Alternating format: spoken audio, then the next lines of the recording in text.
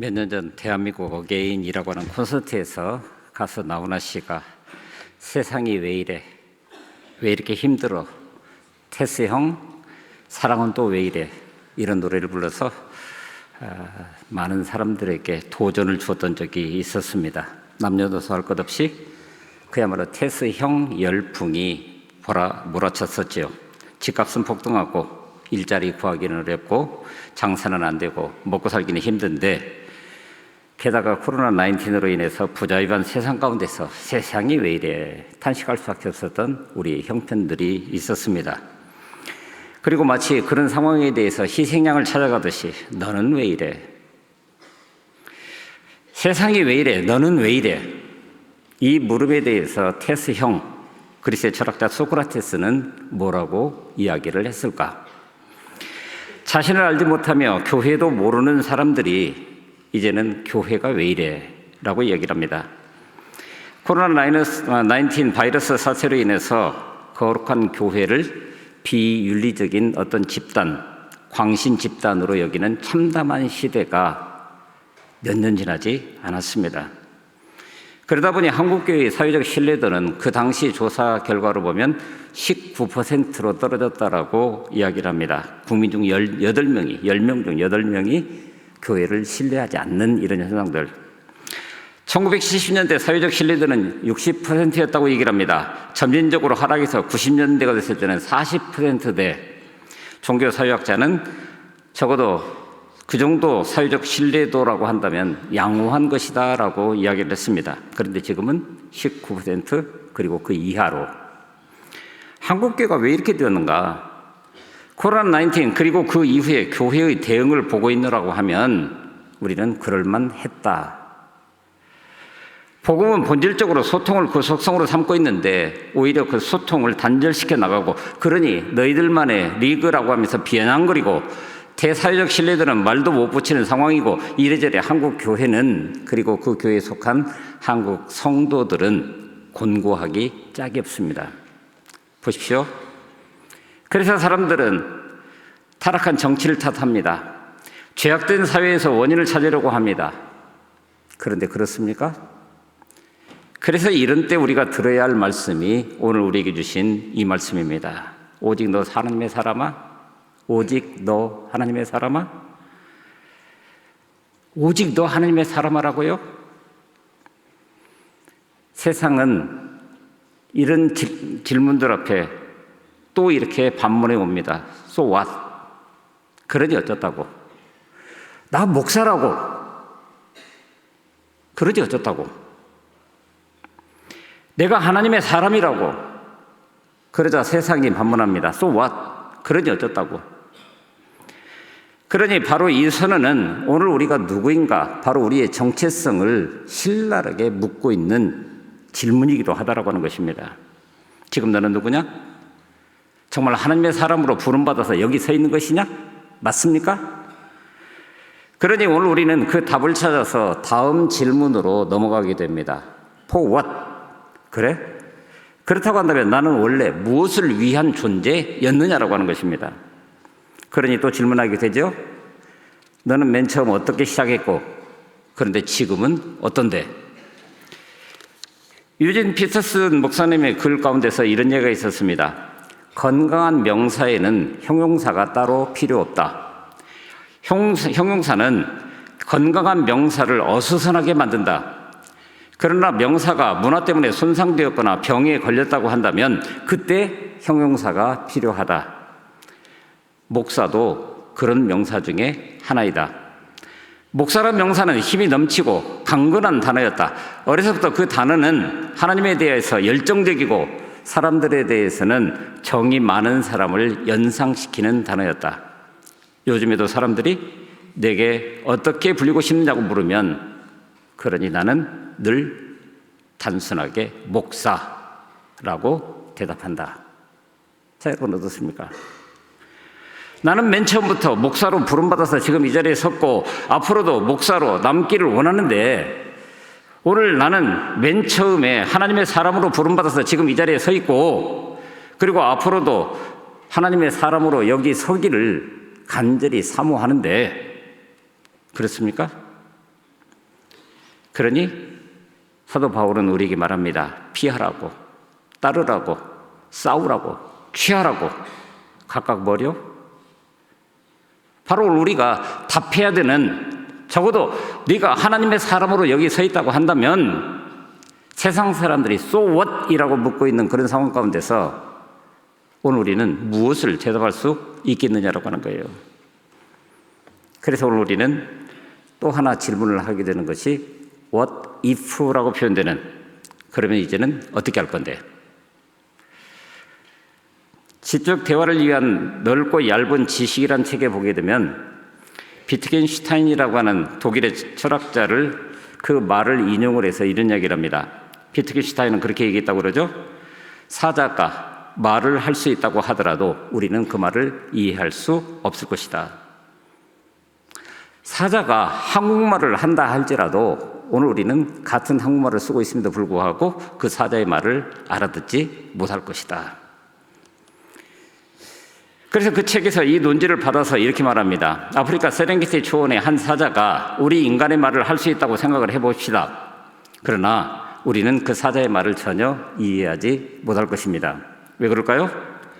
똑같은 인간의 말을 해도 사자는 우리와 삶의 방식이 다르기 때문이라고. 그래서 사자가 한 말을 우리는 소리로 들을 수는 있겠지만 그 말뜻을 헤아려 알 수 없어서 서로를 조금도 이해하지 못하게 될 거라고. 그러다 보니 문제는 서로 대화를 하고 있기에 그 사자의 말을 나의 판단 기준에 맞춰서 생각하고 판단해 버립니다. 사자가 정말 우리에게 말하려고 했던 그 내용들은 이미 더 이상 중요하지 않습니다. 나의 경험과 나의 판단에 따라서 그 사자의 말을 판단하고 그렇게 생각해 버립니다. 그런데 놀랍게도 사자라고 하는 그 단어를 바로 내 옆에 있는 사람이라고 하는 단어로 바꾸고 보면 어떻습니까? 서로 통하십니까? 소통이 되십니까? 동일한 하나님을 믿고 동일한 예수 그리스도로 말미암아서 구원을 얻었고 동일한 성령님과 동행하고 있다고 하는데 왜 오늘 우리는 이렇게 다른 생각들을 하고 있는 걸까? 본질적으로 목회를 진행하다 보면 이런 질문들을 수없이 하게 됩니다. 유일하신 하나님을 믿고 그분이 우리의 전능자심을 우리가 모두 믿지요? 그런데 도대체 무엇이 문제란 얘기입니까? 말씀드린 대로 사자가 동일한 인간의 언어를 사용한다고 해도 그 사자의 말을 알아들을 수 없다고요? 알아듣기도 한다면 어떻게 해야 됩니까? 바로 그 사자의 말을 통역해 줄 수 있는 사람이 가운데 있으면 해결이 됩니다. 사자에 대해서 잘 알고 인간에 대해서 잘 알고 있는 통역자가 가운데에 서 있어서 각자의 말을 이해할 수 있는 언어로 바꿔줄 수 있다고 한다면 우리는 소통이 가능하다고. 근데 오늘 우리의 현실이 사람과 사람 사이에서도 바로 이런 일들이 필요한 때가 되어버렸다고 하는 겁니다. 그런데 보십시오. 오늘 우리에게는 본질적으로 이런 통역자가 계시지 않았던가요? 바로 성령 하나님. 성령 하나님의 능력, 바로 우리에게 하나님을 알려주시고 그리고 더욱더 친밀하게 접근할 수 있도록 우리로 하여금 하나님을 깨닫게 해주시고 그분의 구원 경륜을 이 땅 가운데 이루어가는 과정 중에 우리로 하여금 그 모든 것들을 알게 하신 그분. 그러니 저와 여러분 모두가 여기 서 있는 것은 고린도서에서 사도 바울이 고백했던 그대로 성령 아니고서는, 성령으로 아니면 예수를 주시할 수 없다. 그러면 이미 그분은 오늘 우리에게 통역자로 우리 사이와 하나님 사이에 끼어 있는 그분으로 우리에게 지금 다가오고 있는 것 아닙니까? 성령을 통해서 우리는 하나님의 뜻을 알고 그 지식과 지혜를 통해서 하나님을 계시해 주셨습니다. 그 구원 경륜을 이미 다 들을 수 있도록 오늘 우리를 이끄십니다. 성경의 엘리야는 위대한 하나님의 사람이었습니다. 3년 6개월 동안 무서운 기근이 들 때 그는 그릿 시내가에 숨어서 강물이 마르기까지 아침과 저녁으로 까마귀들이 물어다주는 음식을 먹으면서 놀랍게도 처음부터 하나님의 사람이 아니라 이제 하나님의 사람으로 양육을 받는 과정들이 거기에 있는 것을 보게 됩니다. 그리고 그 이후에 사르밧 과부에게 보내지죠. 뭔가 석연치 않은 엘리야의 인생 여정을 보게 되면 석연치 않은 이런 일들이 벌어지고, 왜 하필 그릿 시내가에? 여러분, 먹고 살기가 급급하다고 한다면 광야로 들어가면 안 됩니다. 사람이 있는 곳에 있어야 됩니다. 그런데 그릿 시내가로요? 그리고 나서 사르밧이라고 하는 오지로 또 보내서 단순히 그 과부 하나와 서로 만나게 함으로 그에게 하나님은 도대체 뭘 원하신 것일까? 근데 놀랍게도 그 그릿이라고 하는 단어, 자른다, 죽인다, 끊는다, 그런 뜻을 가지고 있다고 합니다. 그야말로 성별을 원합니다. 의미합니다. 오늘 우리는 어쩌면 그래서 예수를 나의 주로 고백하면서 이 자리에 이렇게 서 있는데, 하나님의 사람이라고 스스로 이야기를 하고 있는데, 바로 끊어내는 이런 작업들이 우리 가운데 실제로 존재했는가? 참된 하나님의 사람의 그 길을 가는 것은 끊을 것을 끊고 버릴 것을 버리고 자기를 죽이는 그야말로 그릿 현장, 그런 훈련의 과정이 오늘 우리에게 필요한 것인데, 오늘 우리의 그릿은 어디 있는 것입니까? 그릿의 훈련 과정을 마치고 하나님께서는 그를 사르밧 과부의 집으로 보내십니다. 사르밧, 물들이다 또는 쇠붙이 따위를 녹인다는 용해의 뜻을 가지고 있다, 그렇게 얘기를 합니다. 깊은 산속 아무도 없는 과부의 집에 가서 유숙하는 일은 너무나 견디기 힘든 어려운 그런 상황이었을 것입니다. 이 훈련은 그릿 시내가에서 자기를 죽이는 훈련과 연단을 잘 받은 사람만이 견딜 수 있는 그런 과정이라고 얘기할 수 있는데, 엘리야가 그곳에 얼마 동안 머물러 있을 때 어느 날 과부의 외아들이 죽습니다. 이때 그 과부는 엘리야에게 이렇게 얘기를 합니다. 하나님의 사람이여, 당신이 나로 더불어 무슨 상관이 있기로 내 죄를 생각나게 하고 또 내 아들을 죽게 하려고 내게 오셨습니까? 결론만을 놓고 그 과부는 엘리야에게 원망하면서 얘기를 합니다. 그리고 우리가 잘 아시는 것처럼 엘리야가 기도함으로 그 아들이 다시 살아났을 때 그 여인은 다음과 같이 이야기를 합니다. 내가 이제야 당신은 하나님의 사람이요 당신의 입에 있는 여호와의 말씀이 진실인 줄 압니다.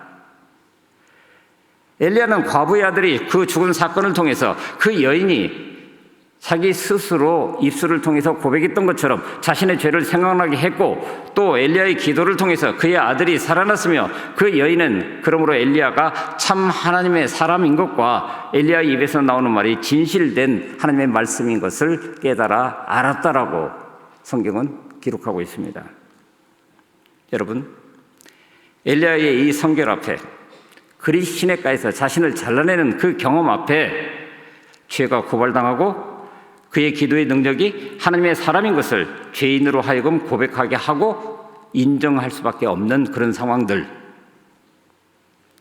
그러므로 하나님께서 엘리야를 사르밧 과부의 집으로 보내셨듯이 저와 여러분, 하나님의 사람으로 지금은 그릿과 같은 이곳에 우리를 부르셨지만, 오늘 우리를 이 전을 나서는 순간 바로 하나님께서 사르밧 과부의 집 이상의 것으로 우리를 부르신다라고 하는 거예요. 보내신다라고 하는 거예요. 각박한 현대를 살아가는 모든 이들이 심한 갈증을 호소하면서 살아갑니다. 경제적인 어려움, 순탄치 않은 관계들, 오해와 불신 속에서 마음 둘 곳 하나 없이 헤매고 있는 것이 목회의 현장입니다. 그런데 그 현장에서 우리가 귀담아 들어야 될 이야기, 작년쯤이었나요? 테디어스 윌리엄스라고 하는 미 바이올라 대학의 교수가 분석했었던 한 기사가 언론에 떴습니다. 지금 세상에서 가장 빨리 퍼지는 종교는 자기 숭배라고. 자기 숭배란 스스로를 우상화하는 행동을 말합니다. SNS를 통해서 자신을 과시하는 셀피즘이나 자신에게 애착하는 나르시시즘, 혹은 자기 소견에 옳은 대로 사사시대와 똑같이 살아가고 있는 것이 오늘 우리의 현실이라고. 미국의 경우이지만 84%가 자신을 즐기는 게 인생의 가장 큰 목표라고, 86%는 자신을 즐기기 위해서 가장 원하는 것을 추구해야 한다고, 91%의 응답자는 자신을 찾기 위해서 자신을 성찰하라라고 하는 것이 공감대가 형성되어 있는 세상의 흐름이라고. 그리스도인들은요? 별반 다를 것 같지 않은 이런 실 속에서, 그러다 보니 장로교의 표준 신앙 고백인 웨스트민스터 교리문답의 제1문 그리고 그 답이 이렇게 바뀐 것 같다고. 변화된 제1문은 사람들의 제일 되는 목적은 자신을 영화롭게 하고 자신을 영원토록 즐거워하는 것이라고. 그러므로 자기 숭배가 세상에서 가장 빠르게 성장하는 종교가 되고 있으며 이것이 우리 시대 사회와 정치적 문제의 기저에 깔려 있다.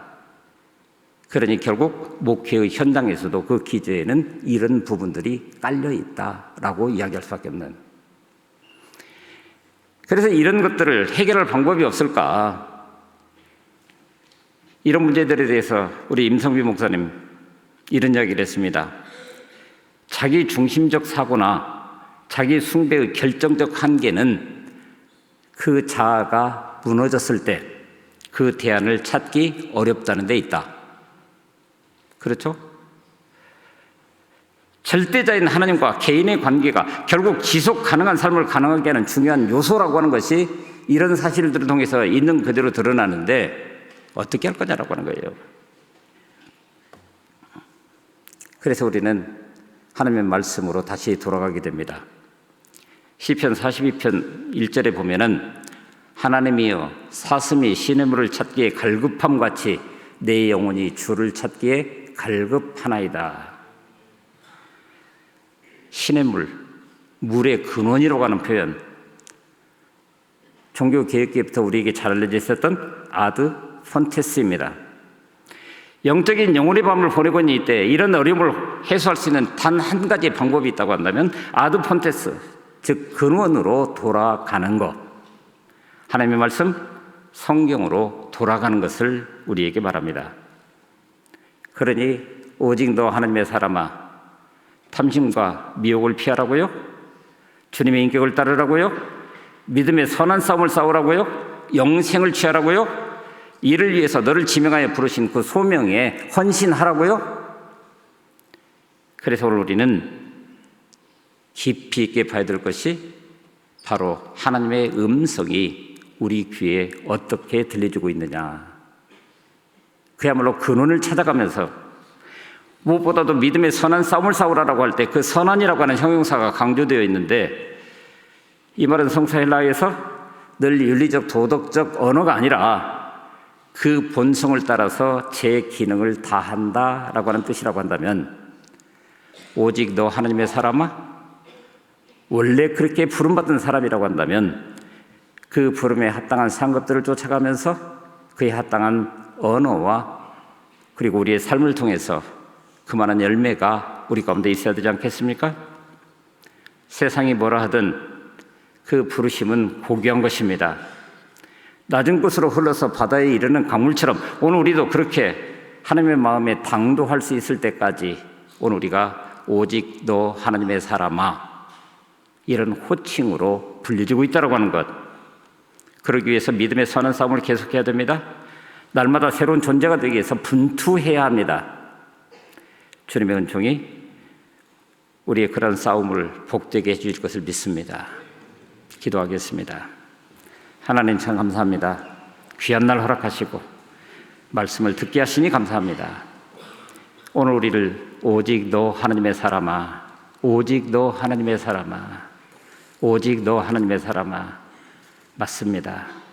그러면 내가 언제 어느 곳에 어떻게 서 있든지 바로 이 부르심에 합당한 상급들을 쫓아가면서, 그러니 부단히도 싸워가면서, 그러니 늘 말씀 앞에 나를 온전히 세워가면서 그 부르심이 오늘 우리 가운데 어떤 열매로 드러날지를 늘 살피는 가운데 하늘의 기쁨이 될 수 있기를 원합니다. 감사합니다.